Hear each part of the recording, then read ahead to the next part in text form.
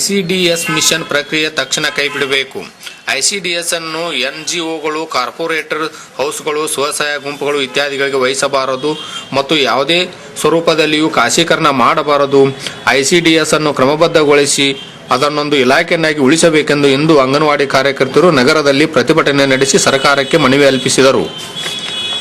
ಎಲ್ಲ ಅಂಗನವಾಡಿಗಳನ್ನು ಮೇಲ್ದರ್ಜೆಗೇರಿಸಿ ಕಾಯಂ ಶಿಶುವಿಹಾರನಾಗಿಸಬೇಕು. ಶಾಲಾ ಪೂರ್ವ ಶಿಕ್ಷಣವನ್ನು ಶಿಕ್ಷಣ ಹಕ್ಕು ಕಾಯ್ದೆ 2009 ಅಡಿಯಲ್ಲಿ ತರಬೇಕು. ಅಂಗನವಾಡಿಗಳನ್ನು ಶಾಲಾ ಪೂರ್ವ ಶಿಕ್ಷಣ ಜಾರಿ ಮಾಡುವ ನೋಡಲ್ ಕೇಂದ್ರಗಳನ್ನಾಗಿಸಬೇಕು ಎಂದು ಅವರು ಒತ್ತಾಯಿಸಿದರು. ಈಗಾಗಲೇ ಪೂರ್ವ ಪ್ರಾಥಮಿಕ ಶಿಕ್ಷಣದ ಹೆಸರಿನಲ್ಲಿ ಮಧ್ಯಪ್ರವೇಶ ಮಾಡಿರುವ ಪ್ರಥಮ ಮತ್ತು ಪ್ರಜಾಯತ್ನ ಸಂಸ್ಥೆಗಳಿಗೆ ಸಹಿ ಹಾಕಿರುವ ತಿಳುವಳಿಕೆಯ ಪತ್ರವನ್ನು ಹಿಂಪಡೆಯಬೇಕು ಎಂದು ಅವರು ಈ ಸಂದರ್ಭದಲ್ಲಿ ಒತ್ತಾಯಿಸಿದರು. ಅಂಗನವಾಡಿ ಕಾರ್ಯಕರ್ತೆ ಮತ್ತು ಸಹಾಯಕರನ್ನು ಸರ್ಕಾರದ 3ನೇ ಮತ್ತು 4ನೇ ದರ್ಜೆಯ ನೌಕರನಾಗಿ ಕ್ರಮಬದ್ಧಗೊಳಿಸಬೇಕು. ಕನಿಷ್ಠ ಕೂಲಿ ಕಾಯ್ದೆಯ ಮಾನದಂಡದ ಪ್ರಕಾರ ಕಾರ್ಯಕ್ರಮದ 15,000 ರೂಪಾಯಿಗಳನ್ನು ಮತ್ತು 10,000 ರೂಪಾಯಿಗೆ ಏರಿಸಬೇಕೆಂದು ಅವರು ಒತ್ತಾಯಿಸಿದರು. ನಗರದ ಪ್ರಮುಖ ಬೀದಿಗಳಲ್ಲಿ ಪ್ರತಿಭಟನೆ ಮೂಲಕ ಸಂಚರಿಸಿ ಜಿಲ್ಲಾಧಿಕಾರಿಗಳ ಕಚೇರಿ ಆವರಣಕ್ಕೆ ಆಗಮಿಸಿ ಸರ್ಕಾರಕ್ಕೆ ಮನವಿ ಅರ್ಪಿಸಿದರು. ನಂತರ ವಿವಿಧ ಬೇಡಿಕೆಗಳನ್ನು ಅವರು ಆಗ್ರಹಿಸಿದರು. ಇದಕ್ಕೆ ಸ್ಪಂದಿಸಿದ ಜಿಲ್ಲಾಧಿಕಾರಿಗಳು ಆದಷ್ಟು ಬೇಗನೆ ಈ ಸರ್ಕಾರದ ಗಮನಕ್ಕೆ ತಂದು ನಿಮ್ಮ ಆಸೆಗಳನ್ನು ಈಡೇರಿಸುವುದಾಗಿ ಅವರು ಭರವಸೆ ನೀಡಿದರು.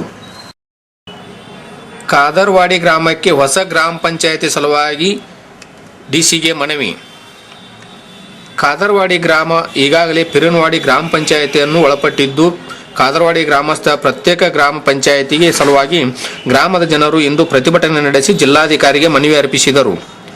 ಕಾದರ್ವಾಡಿ ಗ್ರಾಮ ಈಗಾಗಲೇ ಸಾಕಷ್ಟು ಜನಸಂಖ್ಯೆಯನ್ನು ಹೊಂದಿದ್ದು, ಪಿರನವಾಡಿ ಗ್ರಾಮ ಪಂಚಾಯಿತಿಯಿಂದ ಸರಿಯಾದ ಕೆಲಸ ಕಾರ್ಯಗಳು ನಡೆಯುತ್ತಿಲ್ಲ ಮತ್ತು ಸರ್ಕಾರದ ಯಾವುದೇ ಯೋಜನೆಗಳು ಗ್ರಾಮಕ್ಕೆ ತಲುಪುತ್ತಿಲ್ಲ ಎಂದು ಒತ್ತಾಯಿಸಿ ಅವರು ಸರ್ಕಾರಕ್ಕೆ ಮನವಿ ಅರ್ಪಿಸಿದರು. ಈಗಾಗಲೇ ಕಾದರ್ವಾಡಿ ಗ್ರಾಮದಲ್ಲಿ 7,000 ಜನಸಂಖ್ಯೆ ಹೊಂದಿದ್ದು, ಆದ್ದರಿಂದ ಗ್ರಾಮಸ್ಥರು ಪ್ರತ್ಯೇಕ ಗ್ರಾಮ ಪಂಚಾಯಿತಿಗೆ ಒತ್ತಾಯಿಸಿದರು.